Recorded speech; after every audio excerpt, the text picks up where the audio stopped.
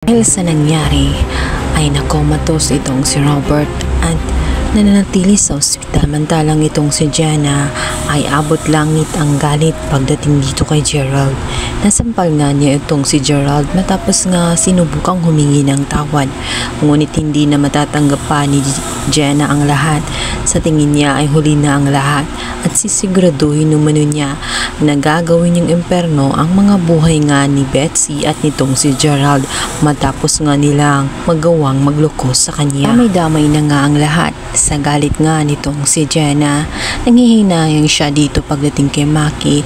Tingin niya ay sirang-sira na nga ang kanyang pamilya at hindi niya alam kung paano pa ito maiayos. Ang kanyang daddy ay kasalukuyang nasa ospital. Ang kanyang marriage ay wala na, wasak na. Ang masakla pa doon ay mismo nga ang asawa ng kanyang ama ang naging kalaguyo ng kanyang asawa.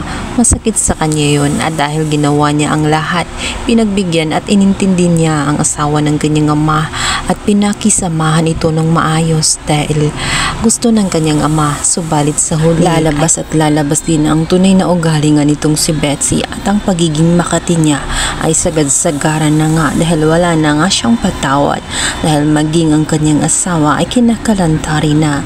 Galit na galit itong si Jenna, lalong-lalo na at hindi niya matanggap ang mga nangyayari.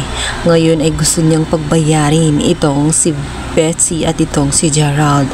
Hindi lang sila ang apektado, maging itong si Aling Susan ay nanganganib na rin ang kanyang estado dito sa mansyon.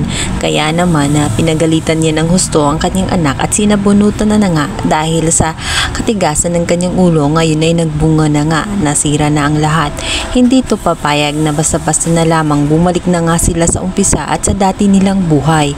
Kaya naman hiniling niya sa kanyang anak kung kinakailangan umano na lumuhod siya at gumapang siya papunta kay Robert, mapatawad lamang itong si Betsy ay gagawin niya. Hindi maaaring nahayaan niya na mawasak na lamang ang lahat na nasimulan niya. Sayang lamang ang pinagpagura niya dahil nga sa kagagahan niya, hindi man lang niya naisip ang magiging consequence.